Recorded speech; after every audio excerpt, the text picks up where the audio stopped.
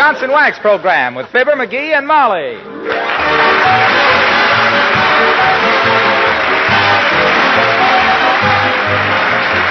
The makers of Johnson's Wax products for home and industry present Fibber, McGee, and Molly, written by Don Quinn and Phil Leslie, with music by the King's Men and Billy Mills Orchestra.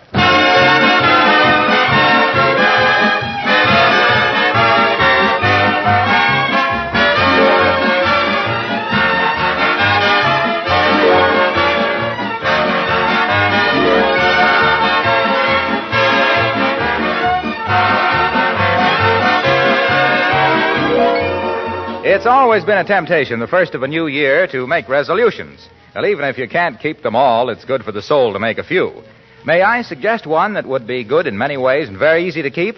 Well, you probably guessed it. But why not resolve in 1945 to practice protective housekeeping with wax, with genuine Johnson's Wax? I mean, not just wax your floors, but go right through your house from front door to kitchen and give wax protection to your furniture and woodwork as well. To your windowsills, lampshades, ornaments, your refrigerator, picture frames, leather goods.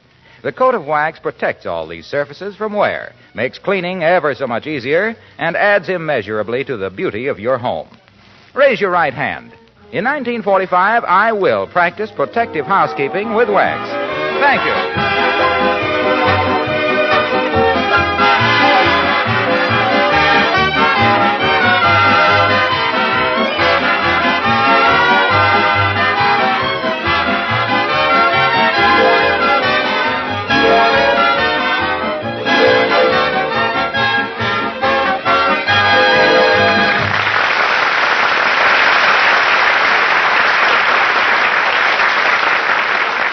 One subject that's always good for an argument at 79 Wistful Vista is Aunt Sarah.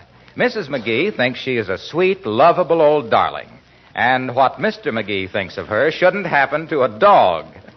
You'll see what we mean as we join Fibber, McGee, and Molly.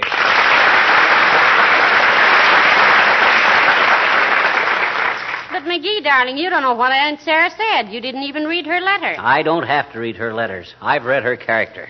That buck-clutching old bimbo is closer than 2 coats of shellac. Now, please, McGee, Aunt Sarah's my own blood relative. She might be if she had any. Heavenly days. Anybody'd think Aunt Sarah was the stingiest woman in the world to hear you talk. I can only think of one woman in history who dished out dough any slower. Who? The Venus de Milo. But she didn't have any hands.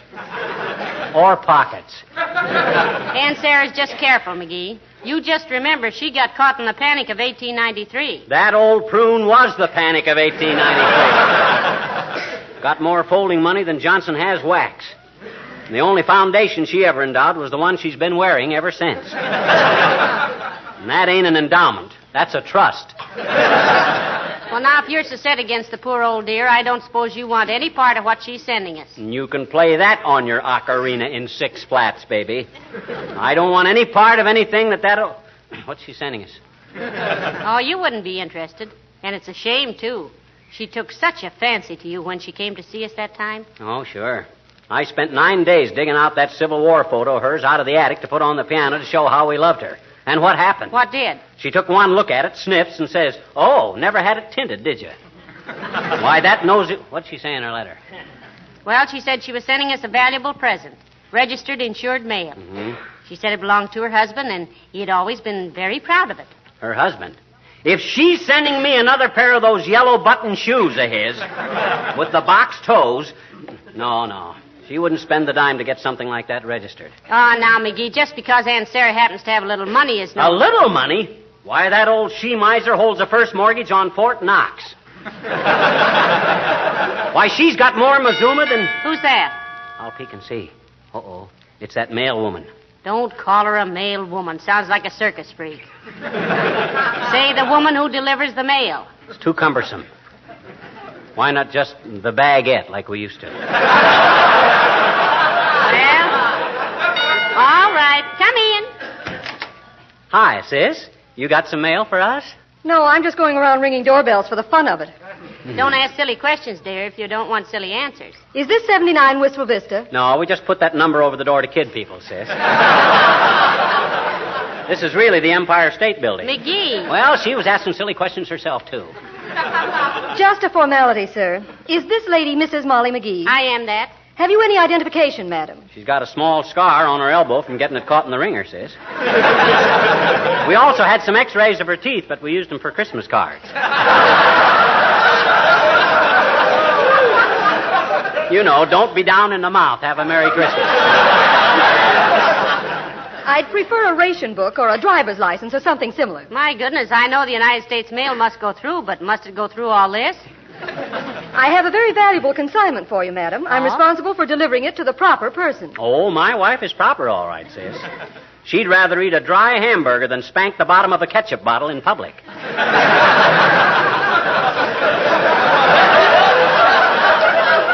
And furthermore, Be quiet, dearie.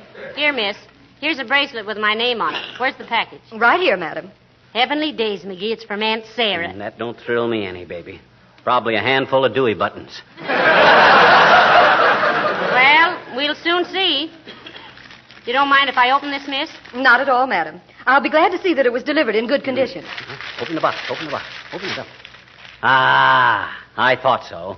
A little square of cotton. My gosh, what a gift. What do we use that for? To dry our tears at the thought of her generosity? A little dab of cotton. Oh, that's just the way the box is packed, McGee. Now, look. Oh, it's Uncle Louie's diamond stick pin. What? Woo! Wow. What a rock. Why, that must be 7 carats at least. It's 10 carats if I ever ate one. Pardon me, would you mind signing for this, please? Huh? Oh, yeah, sure, of course. Thank you. Where do I sign? Right here. Thank you. And here. Thank you. Now down here in 2 places. Thank you, thank you. My gosh, sis. When you deliver stuff as valuable as this, you ought to travel with an armed guard. I do. Huh? All right, men. Bow. Face. Forward. March.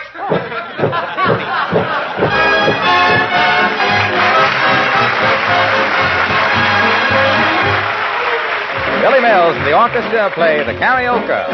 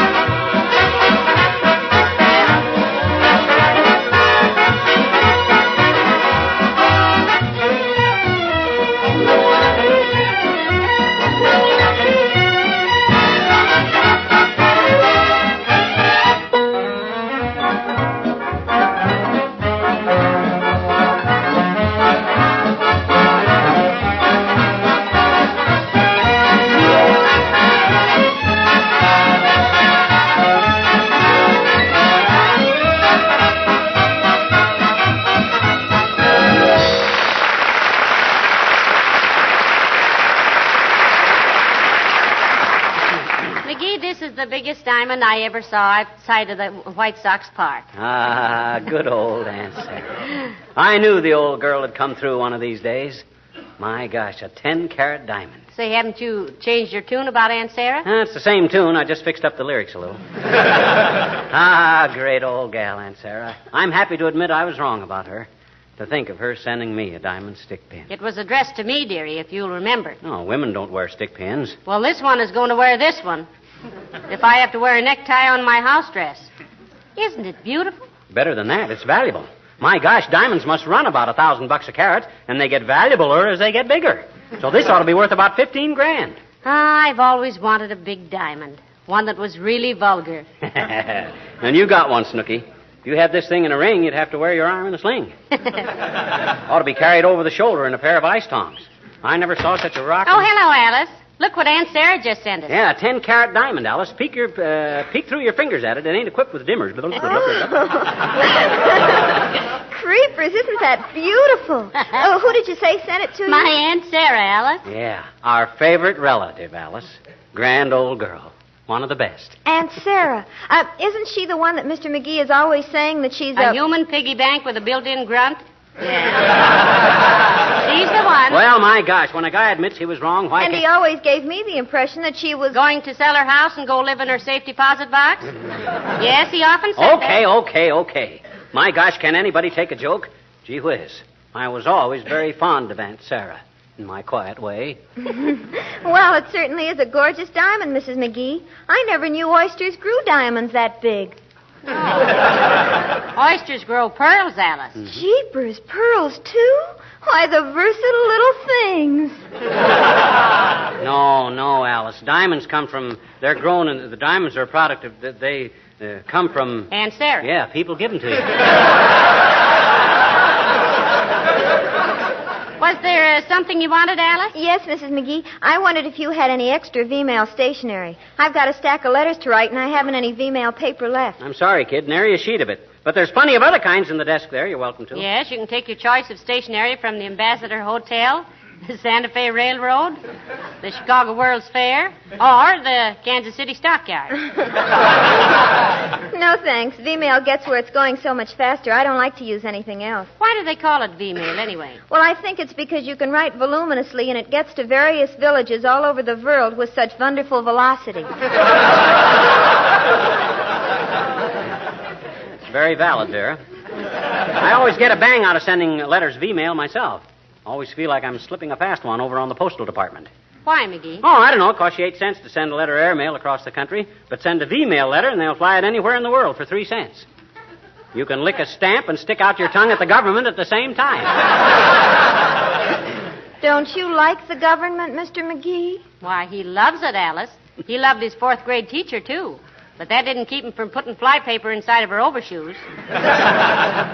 He has a wide strain of mischief in him, and it is a strain. Well, gee whiz, the guy's Well, I guess I'd better get to the drugstore and get some V-mail stationery. I owe Jimmy Thompson another letter this week. Another letter? 2 in 1 week? 3. You see, I used to go with Jimmy in high school. Oh. He was captain of the football team, the track team, and the basketball team. 3-letter man, eh? Yes, so why should I cut him down now? Well, goodbye now, and take good care of that ice cube.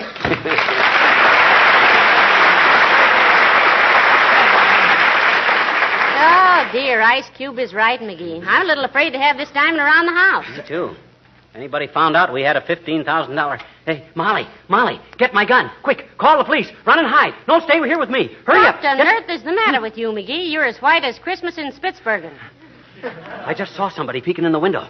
Tough-looking mug. Ugly puss on him. Gangster type. My goodness, which window? That one right there. You call the police while McGee, that's not a window, that's a mirror. Huh?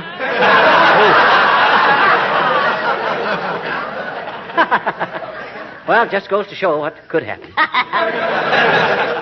Here, Molly, you better keep the diamond. No, you take it. It makes me nervous. You take it. It was sent to you. But it was meant for both of us. Well, you're a woman. You ought to have it. You're a man. You can guard it better. Yes, but Chief... Hello, folks. Hey, what are you looking so serious about? Hello, Mr. Wilcox. Hi, Junior. We were just debating about who should have custody of the diamond. What diamond? This one that Aunt Sarah just sent us. See? Well, burn my toast if that isn't a rock. Betcha. Say, That's if your that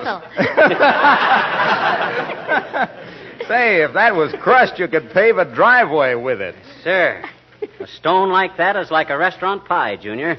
You got to study it before you cut it. You say this thing was a gift? Yes, for my Aunt Sarah, Mr. Wilcox. McGee's favorite aunt, as of 10 minutes ago. Oh, I always loved Aunt Sarah, Molly. You know that. What would you say that diamond was worth, Junior? Well, gee, I'm no jewel expert, pal, but offhand, I'd say this stone was worth about $20,000. Heavenly days, $20,000. I'd have said $15,000, but you know me, always conservative.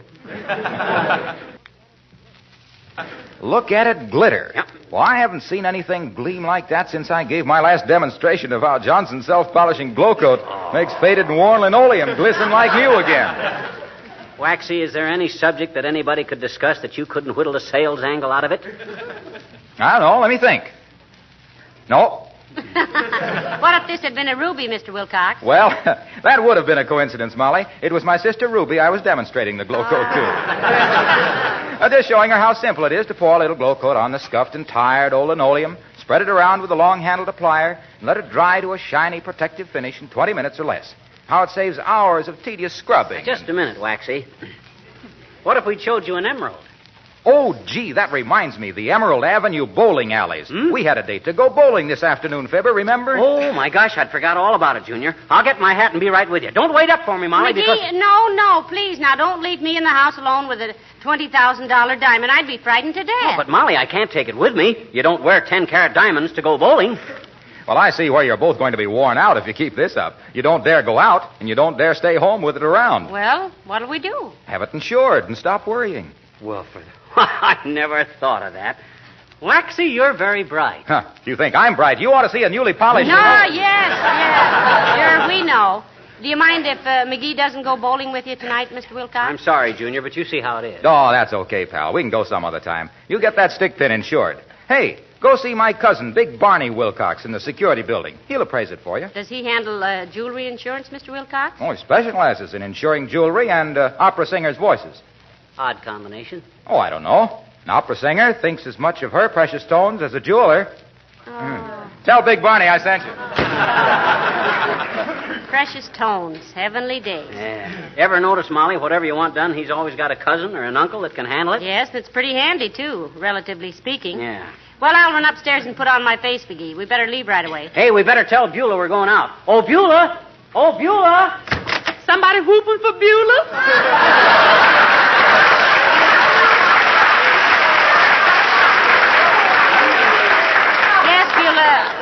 Mr. McGee and I have to get downtown right away, but we'll be back for dinner. Okay, ma'am. In case somebody call up while you're gone, you want me to take the backwarding address? You mean forwarding address? No, sir, I mean so you can call them back. Oh, I see. Well, we won't be gone long, Beulah. We're just going to have a diamond stick pin appraised and insured. Show it to her, McGee. Here, Beulah. Take a look at that. Heavenly days, if you don't mind me quoting you, ma'am. That is the gorgeousest, magnificentest diamond I ever did see. If Santa Claus bring you that, he got a new believer. No, my Aunt Sarah sent us that, Beulah. Aunt Sarah? Mm-hmm.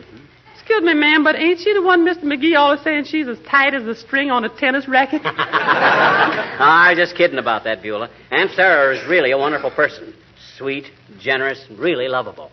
That's a revised estimate, ain't it, sir? Slightly, Beulah. But who wouldn't revise their opinion of somebody who sent them a diamond like this? Oh, you sure got something there, ma'am. I wish Ira could see this. Ira? Yeah, I said that's my finance. You mean fiance, Beulah. Finance refers to money. So do Ira, with the deepest respect. He thinks we ain't got enough yet to get married on. He pretty cautious about money, Beulah? Yes, sir, he is. He's a real nice boy, Ira is, but sometimes I wish he would fling a little. How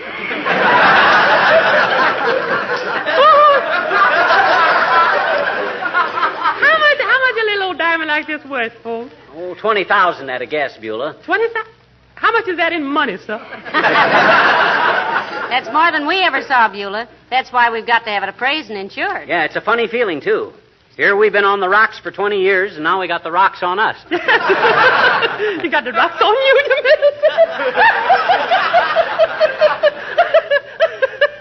mean? Love that man.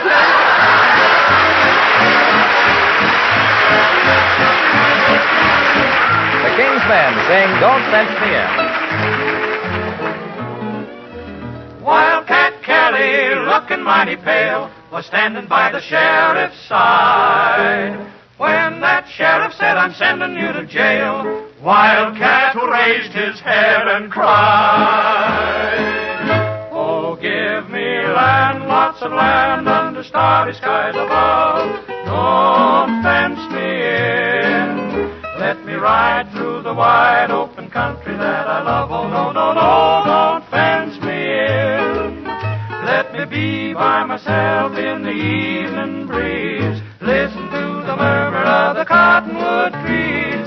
Send me off forever, but I ask you please, don't fence me in. Just turn me loose. Let me straddle my old saddle underneath the western skies. On my cayuse, let me wander over yonder till I see the mountains rise.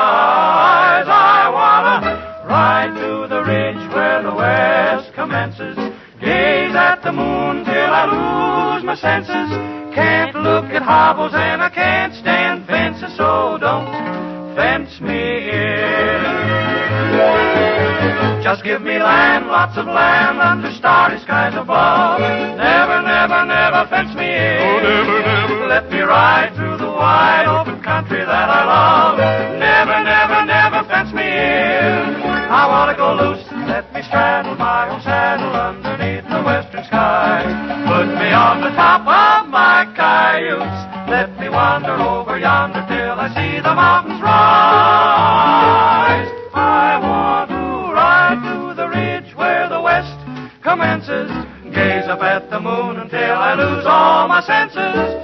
Take off the bracelets, I can't stand fences. Don't ever do it, no, don't fence me.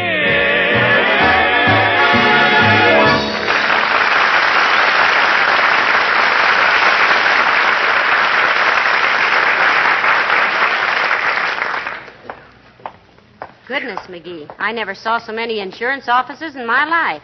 Why are they all in the same building? I don't know. I suppose they all get in the same building so they won't be bothered by insurance salesmen. Yes, but... Well, hello there, Molly. Hello, Rumpelstiltskin, with the emphasis you know where. Hello, Dr. Gamble.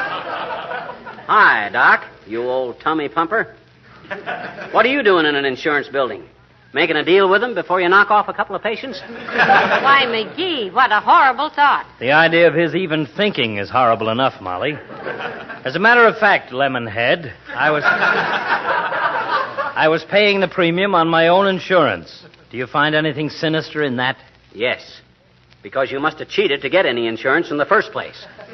According to the charts, a guy of your weight ought to be 12 feet tall. Ah, listen to Skinny McGee. Yes, listen to Superman, spelled with 2 P's. Did you ever try leaving the table hungry? Did you ever try leaving the table hungry? No. Do you ever leave in the middle of a movie? Oh, movies aren't fattening, McGee. They're broadening, though, dear. And from the looks of him, he spent the best years of his life sitting through double features. Well, you're about 4 axe handles across the pistol pockets yourself, Charlie.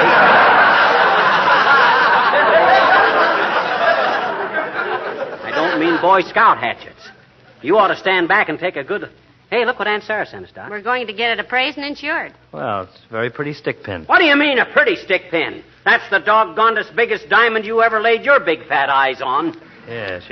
I'm deeply impressed, McGee. Now what do I do? Tiptoe away with my hat in my hand? Well, I thought it was pretty nice of Aunt Sarah to send it to us, Doctor. You remember me speaking of Aunt Sarah, Doc? That wonderful aunt of ours with all the O'Day? We're very fond of her. Yes, I've heard you speak of her, you little hypocrite. You said she was the worst... Now, just a darn minute, Gamble. Never mind what I said. I won't have anybody disparaging Aunt Sarah. Even me. We better be on our way before it gets too late, McGee. Yeah, well, we'll see you later, Doc. Got to get to the appraiser before he closes up. That's a one-sided worry. You could get to the Dutch East Indies before you close up. Bye.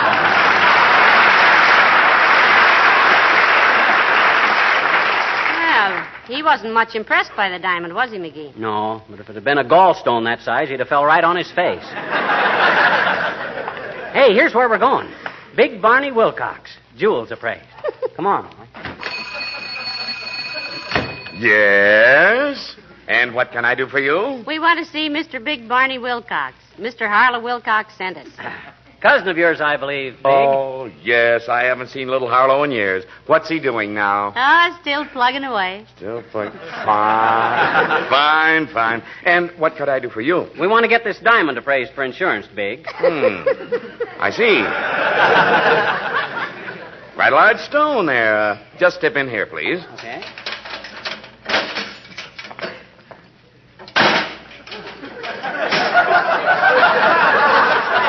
Heavenly days, a burglar would have a hard time breaking through that door, wouldn't he? Yes, he would. Be much easier to come down through the ceiling. That's just plaster.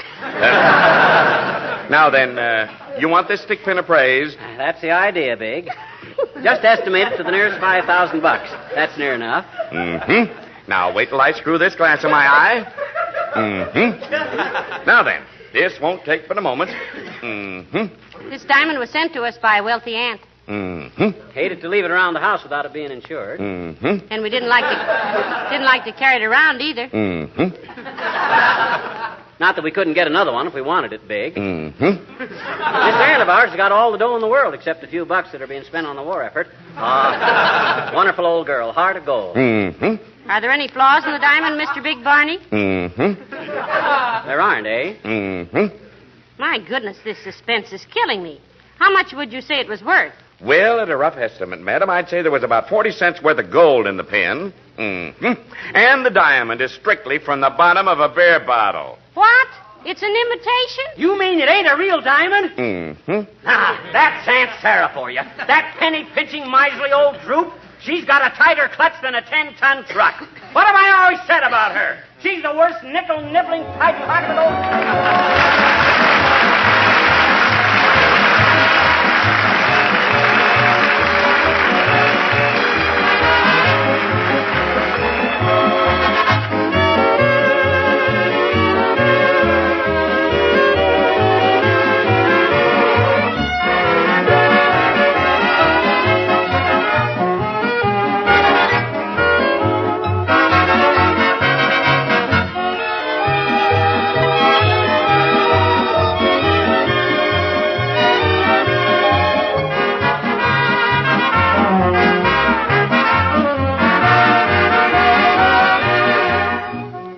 Winter must have been a very trying time to our grandmothers in the days when kitchen floors got scrubbed once a week, and please don't track up my floors was such a familiar request. How grateful those earlier housekeepers would have been for Johnson's self-polishing glow coat. Imagine not having to worry about wet feet tracking across the linoleum or things spilled. If there's a protective shield of glow coat on the floor, you can relax because spilled things wipe up in a jiffy. And the actual linoleum surface is protected against moisture, dirt, and wear. The regular use of Glow Coat makes linoleum last 6 to 10 times longer, and of course keeps it bright and colorful all during its long life. And that's besides the major job of saving you work. Because it's self-polishing, Glow Coat needs no rubbing or buffing. Shines itself while it dries in 20 minutes to a colorful luster. Yes, our grandmothers would have been mighty happy about Johnson's self-polishing Glow Coat.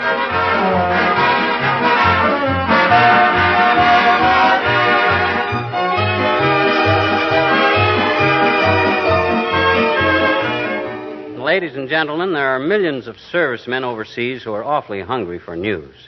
Just simple, gossipy news about you and home.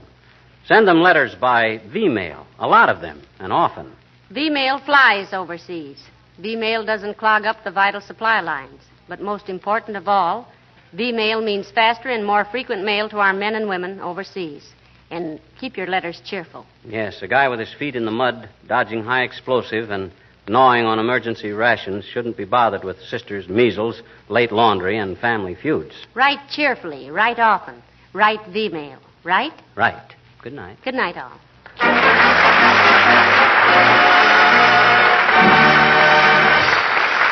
This is Harlow Wilcox, speaking for the makers of Johnson Wax Finishes for Home and Industry, inviting you all to be with us again next Tuesday night. Good night. This is the National Broadcasting Company.